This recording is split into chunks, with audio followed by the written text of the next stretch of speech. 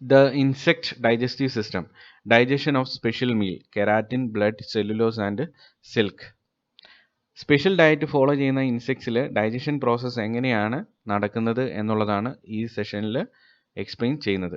ആദ്യമേ തന്നെ keratin digestion, അതായത് കെരാറ്റിൻ ഈറ്റിംഗ് ഇൻസെക്ട്സിൽ എങ്ങനെ കെരാറ്റിൻ എന്ന് പറയുന്ന ഇൻസോലുബിൾ ആയിട്ടുള്ള ഹാർഡ് ആയിട്ടുള്ള സിസ്റ്റീൻ റിച്ച് പ്രോട്ടീൻ്റെ ഡൈജഷൻ നടക്കുന്നു എന്നുള്ളതാണ് എക്സ്പ്ലെയിൻ ചെയ്യാൻ ഉദ്ദേശിക്കുന്നത്. ചില moths, beetles, then bird lice, അവയൊക്കെ ഫുഡായിട്ട് കൺസ്യൂം ചെയ്യുന്നത് they feed on wool and feathers.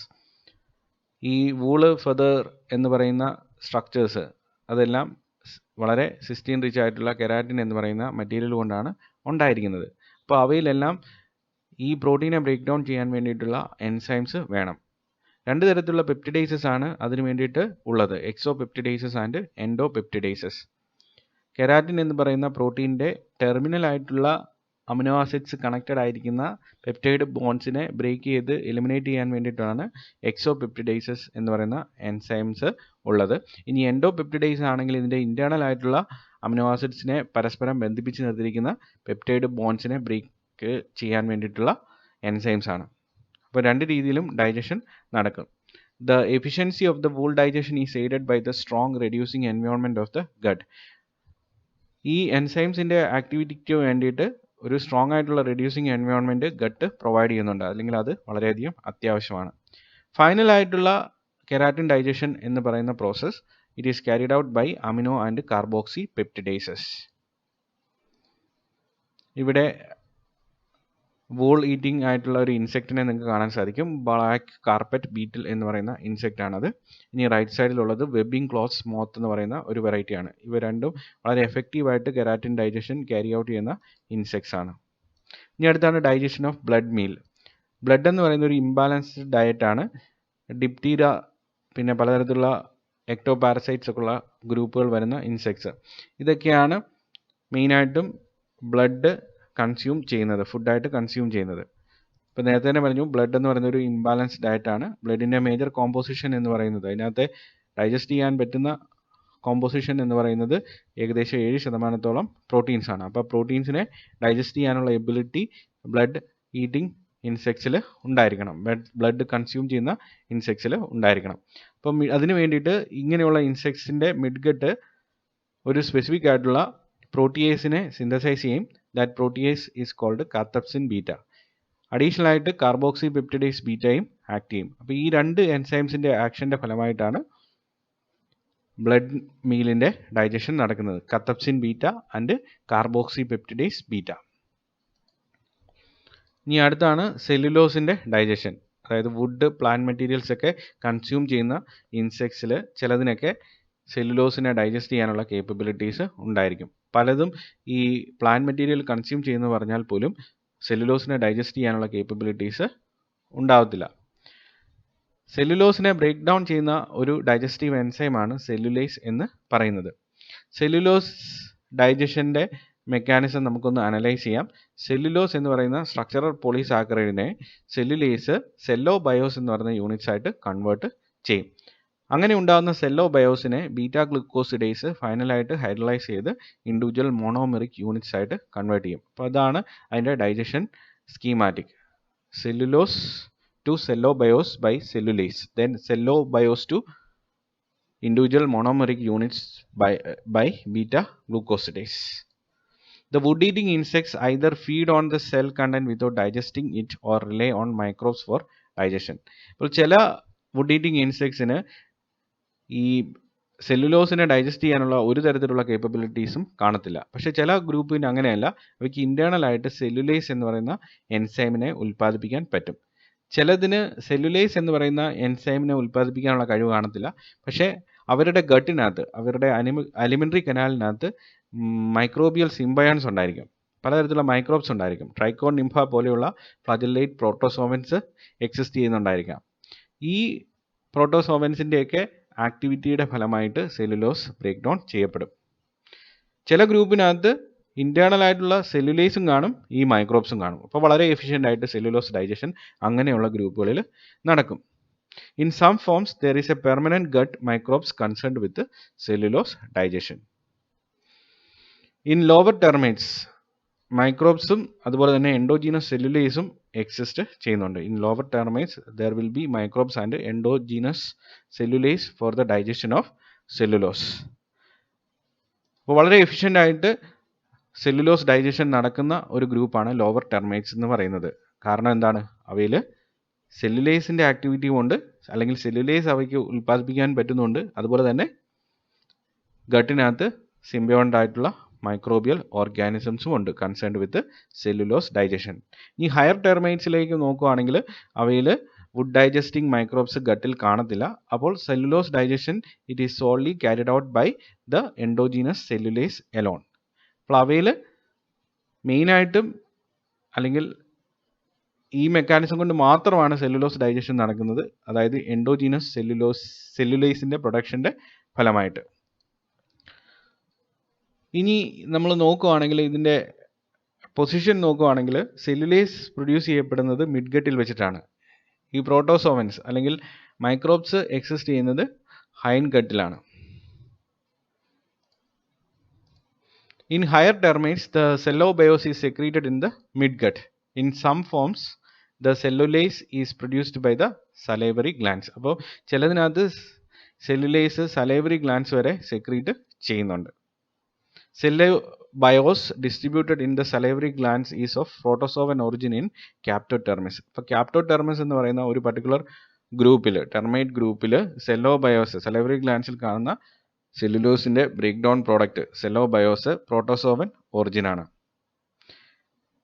Beta glucosidase activity ഒരു ഹൈ ഡിഗ്രിയിൽ ഹോഡോടെർമസിൽ മിഡ്ഗട്ട് പൊസിഷനിൽ കാണും. അതും പ്രോട്ടോസോവൻ ഒറിജിനിലായിരിക്കും. അതായത് കോപ്റ്റോടെർമസിലും ഹോഡോടെർമസിലും സെല്ലുലോസിൻ്റെ എഫക്റ്റീവ് ആയിട്ടുള്ള ഡൈജഷൻ പ്രോട്ടോസോവൻ മൈക്രോബ്സ് ആണ് ക്യാരി ഔട്ട് ചെയ്യുന്നത്. അല്ലെങ്കിൽ അവയുടെ ഒരു ആക്ഷൻ്റെ ഫലമായിട്ടാണ് സെല്ലുലോസ് ഡൈജഷൻ വളരെ എഫക്റ്റീവായിട്ട് നടക്കുന്നത്.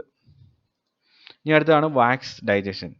വാക്സ് എന്ന് പറയുന്നത് ലിപ്പിഡ് കോമ്പോസിഷനുള്ള ഒരു സബ്സ്റ്റൻസ് ആണ്. അപ്പോൾ വാക്സ് കൺസ്യൂം ചെയ്യുന്ന ചില ഓർഗാനിസംസ് ഉണ്ട്. It is a special type of lipid digestion exhibited by larva of wax moth Galleria. ഒരു ഗലേറിയ എന്ന് പറയുന്ന ഒരു പർട്ടിക്കുലർ ഗ്രൂപ്പ് ഉണ്ട്, വാക്സ് മോത്ത് എന്നാണ് അറിയപ്പെടുന്നത്. ഇതിൻ്റെ ലാർവൽ ഫോമിന് ഹണി കോംബ് ഫീഡ് ചെയ്യാനുള്ള കേപ്പബിലിറ്റി ഉണ്ട്.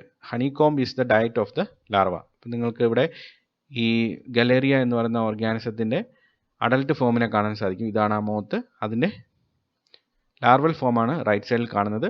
അത് ഹണി കോംബിനെ ഫീഡ് ചെയ്യുന്നതാണ് നിങ്ങൾ ഇവിടെ കാണുന്ന പിക്ചറിൽ ഉള്ളത്. ഇപ്പോൾ ഹണി കോംബ് എന്ന് പറയുന്നത് ബീസ് വാക്സ് ആണ്. അപ്പോൾ ഇതൊരു ലിപ്പിഡിൻ്റെ ഒരു കോൺജുഗേറ്റഡ് ഫോമാണ്. Bees wax from which honey comb is made is a mixture of esters, fatty acids and hydrocarbons. The bacteria in the digestive system of the insects are responsible for the wax digestion.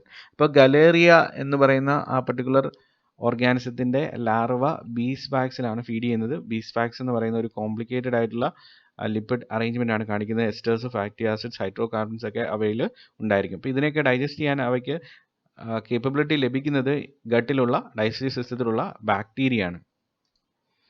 ബാക്ടീരിയോളജിക്കലി sterile larva cannot digest the majority fatty acids present in the wax.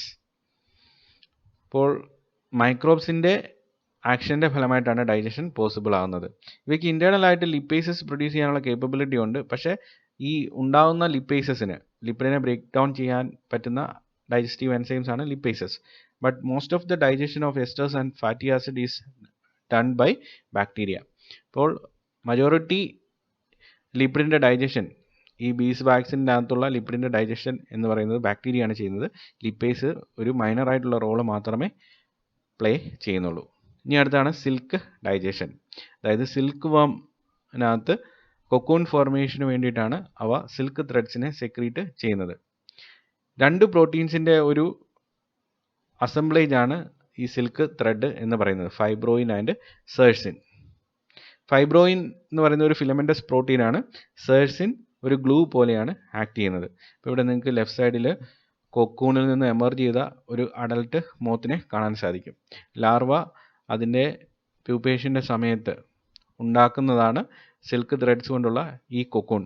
ഈ കൊക്കൂണിനകത്ത് അതിൻ്റെ internal composition നോക്കുകയാണെങ്കിൽ ഓരോ ത്രെഡിൻ്റെയും micro anatomy നോക്കുകയാണെങ്കിൽ 2 components ആണുള്ളത്. ഫൈബ്രോയിൻ എന്ന് പറയുന്ന ത്രെഡും സെർസിൻ എന്ന് പറയുന്ന ഗ്ലൂ സബ്സ്റ്റൻസും. ഇപ്പം ഫൈബ്രോയിൻ ആയിട്ടുള്ള 2 യൂണിറ്റ്സ് സെർസിൻ എന്ന് പറയുന്ന ഗ്ലൂ സബ്സ്റ്റൻസ് കൊണ്ട് അസോസിയേറ്റഡ് ആയിരിക്കുന്നതാണ് നിങ്ങളിവിടെ കാണുന്നത്. Proteolytic enzymes are necessary for the digestion of cocoon and the emergence of the moth from the cocoon. അതായത് ഈ പർട്ടിക്കുലർ കൊക്കൂണിൽ ആണ് പ്യൂപ്പ ഫൈനലായിട്ടുള്ള മെറ്റാമോർഫോസിസ് ഒക്കെ നടന്ന് അഡൾട്ടായിട്ട് മാറുന്നത്. അപ്പോൾ ആ ട്രാൻസ്ഫോർമേറ്ററി ചേഞ്ചസ് എല്ലാം ഇതിനകത്താണ് സംഭവിക്കുന്നത്. ഫൈനലായിട്ടുള്ള അഡൾട്ട് എമർജ് ചെയ്യണമെങ്കിൽ ഈ കേസ് പൊട്ടിക്കണം, ബ്രേക്ക് ചെയ്യണം. അപ്പോൾ അതിന് വേണ്ടിയിട്ട് പ്രോട്ടിയോലൈറ്റിക് എൻസൈംസ് സെക്രീറ്റ് ചെയ്യപ്പെടും. It is A type of extra intestinal digestion ആണ്. ഇപ്പോൾ ഇവിടെ ഒരു സ്പെഷ്യൽ ടൈപ്പ് ഒരു ഡൈജഷൻ മെക്കാനിസമാണ് എക്സ്ട്രാ ഇൻഡസ്റ്റൈനൽ ഡൈജഷൻ. അതായത് അകത്ത് വെച്ചിട്ടല്ല, അതായത് മിഡ് ഗട്ടിലോ ഹൈൻ ഗട്ടിലോ ക്രോപ്പിലോ ഒന്നും വെച്ചിട്ടല്ല ഡൈജഷൻ പ്രോസസ്സ് നടക്കുന്നത്. ബോഡിക്ക് വെളിയിൽ വെച്ചിട്ടാണ് ഡൈജഷൻ നടക്കുന്നത്. വെളിയിലേക്ക് പ്രോട്ടിയോലൈറ്റിക് എൻസൈംസിനെ സെക്രീറ്റ് ചെയ്യുന്നു. അത് മറ്റീരിയൽസിൽ ആക്ട് ചെയ്ത് മറ്റീരിയലിനെ ബ്രേക്ക് ചെയ്യുന്നു. The bombyx secretes a protease which digests the sersin of the cocoon, resulting in the emergence of the moth. അപ്പോൾ ഈ കൊക്കൂൺ എന്ന് പറയുന്ന സ്ട്രക്ചറിനെ ഡിസസംബിൾ ചെയ്യുന്നത് ബോംബിക്സ് സെക്രീറ്റ് ചെയ്യുന്ന പ്രോട്ടിയേസ് എന്ന് പറയുന്ന ഒരു സ്പെസിഫിക് ആയിട്ടുള്ള പ്രോട്ടീൻ ബ്രേക്കിംഗ് എൻസൈമാണ്. അത് സേഴ്സിനും ഫൈബ്രോയിനും തമ്മിലുള്ള അസോസിയേഷനെ ഡിസോസിയേറ്റ് ചെയ്യുന്നു. അങ്ങനെ കൊക്കൂൺ ബ്രേക്ക് ചെയ്യുന്നു. ഇവിടെ നമ്മൾ എംഫസിസ് കൊടുക്കേണ്ടത് നോൺ ഇൻഡസ്റ്റൈനൽ ഡൈജഷൻ അല്ലെങ്കിൽ എക്സ്ട്രാ ഇൻഡസ്റ്റൈനൽ ഡൈജഷൻ എന്ന് പറയുന്ന മെക്കാനിസമാണ്. മെയിനായിട്ട് ഇവിടെ ഇൻവോൾവ് ആയിരിക്കുന്നത് സലൈവറി ഗ്ലാൻഡ് കറസ്പോണ്ടിങ് ആയിട്ടുള്ള സലൈവ, പിന്നെ അതിനകത്തുള്ള അഡീഷണൽ എൻസൈംസ് ഒക്കെയാണ്.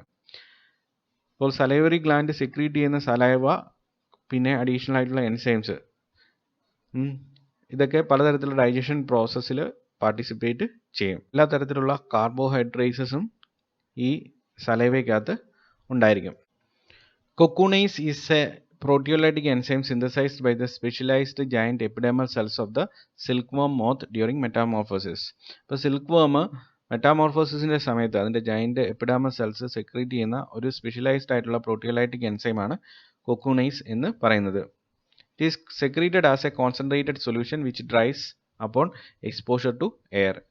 ഇപ്പോൾ ഒരു ലിക്വിഡായിട്ടാണ് ഇത് സെക്രീറ്റ് ചെയ്യുന്നത്, പക്ഷേ എയറുമായിട്ട് കോണ്ടാക്റ്റ് വരുമ്പോഴേക്കിന് അത് സോളിഡ് ആയിട്ട് മാറ്റപ്പെടുന്നു. When the pupation completes, the adult labial gland secretes an alkaline solution which dissolves the crystalline coccoonace. അപ്പോൾ ചില സിൽക്ക് വർംസിൽ ഈ പർട്ടിക്കുലർ പ്യൂപ്പേഷൻ എന്ന് പറയുന്ന സ്റ്റേജ് കംപ്ലീറ്റ് ചെയ്യുമ്പോൾ അഡൽട്ട് ലേബിയൽ ഗ്ലാൻസ് അല്ലെങ്കിൽ സലൈവറി ഗ്ലാൻസ് ഒരു ആൽക്കലൈൻ സൊല്യൂഷൻ സെക്രീറ്റ് ചെയ്യും. ഈ ആൽക്കലൈൻ സൊല്യൂഷൻ ക്രിസ്റ്റലൈൻ ആയിട്ടുള്ള കൊക്കൂണൈസിനെ ബ്രേക്ക് ഡൗൺ ചെയ്യും. ഇത് അഡൽട്ട് കൊക്കൂണിൽ നിന്ന് എമർജ് ചെയ്യാൻ കാരണമാകും. ബോംബിക്സ് മോറിയിലാണെങ്കിൽ ലേബിയൽ ഗ്ലാൻസ് എന്ന് പറയുന്നത് ആബ്സെൻ്റ് ആണ്. അതുകൊണ്ട് ഈ ആൽക്കലൈൻ സൊല്യൂഷൻ സപ്ലൈ ചെയ്യുന്നത് ക്രോപ്പിൽ നിന്നാണ്. കാറ്റിൽസിലൊക്കെ വളരെ സിവിയർ ആയിട്ടുള്ള ഇൻഫെക്ഷൻ ഉണ്ടാക്കുന്ന ഒരു എൻഡോ പാരസൈറ്റ് ആണ് കാറ്റിൽ ഫ്ലൈ ഹൈപ്പോഡെർമ ലീനിയേറ്റം. ഇതിൻ്റെ മെയിനായിട്ടുള്ള ഫുഡ് എന്ന് പറയുന്നത് ഹോസ്റ്റിൻ്റെ കണക്റ്റീവ് ടിഷ്യൂ ആണ്. അതായത് കാറ്റിലിൻ്റെ കണക്റ്റീവ് ടിഷ്യൂവിനെ ഇത് ഫീഡ് ചെയ്യും. കുറച്ചുകൂടെ സ്പെസിഫിക് ആയിട്ട് പറഞ്ഞു കഴിഞ്ഞാൽ അഡൽട്ട്സ് അല്ല ഇതിൻ്റെ ഫീഡിങ് പ്രോസസ്സ് നടത്തുന്നത്, ഇതിൻ്റെ ലാർവൽ ഫോമാണ് അല്ലെങ്കിൽ ഗ്രബാണ്. അഡൽട്ട് ക്യാറ്റിലിൽ അതിൻ്റെ ഹെയറിൽ വന്ന് എഗ്ഗ് ലേ ചെയ്യും. അത് പിന്നീട് എമർജ് ചെയ്ത് അതിൽ നിന്ന് ഹാച്ച് ചെയ്ത് ഗ്രബ്സ് ഉണ്ടാവും. ഈ ഗ്രബ്സ് ക്യാറ്റിലിൻ്റെ ലെഗ് റീജിയനിലേക്ക് പോയിട്ട് അവിടെ വ്രണങ്ങൾ ഉണ്ടാക്കും. ഇൻറ്റേർണലായിട്ട് കണക്റ്റീവ് ടിഷ്യൂവിനെ ഈ ഗ്രബ്സ് ഫീഡ് ചെയ്യും.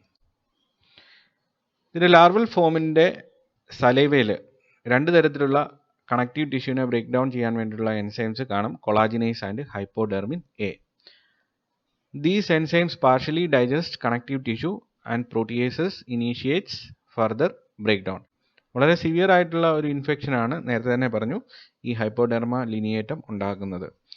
ഈ ലെഗ് റീജിയണിൽ ഇവ തുരന്ന് അകത്തേക്ക് കയറുമ്പോൾ കണക്റ്റീവ് ടിഷ്യൂവിനെ ഡൈജസ്റ്റ് ചെയ്ത് അകത്തേക്ക് പെനട്രേറ്റ് ചെയ്യുമ്പോഴേക്കിന് സിവിയർ ആയിട്ടുള്ള പെയിനാണ് ഹോസ്റ്റിന് ഉണ്ടാകുന്നത്. ഈ സമയം ഇതിൽ നിന്ന് രക്ഷ നേടാൻ വേണ്ടിയിട്ട് ക്യാറ്റിൽസൊക്കെ വളരെ അജിറ്റേറ്റഡ് ആയിട്ടുള്ള ഒരു ബിഹേവിയർ കാണിക്കും.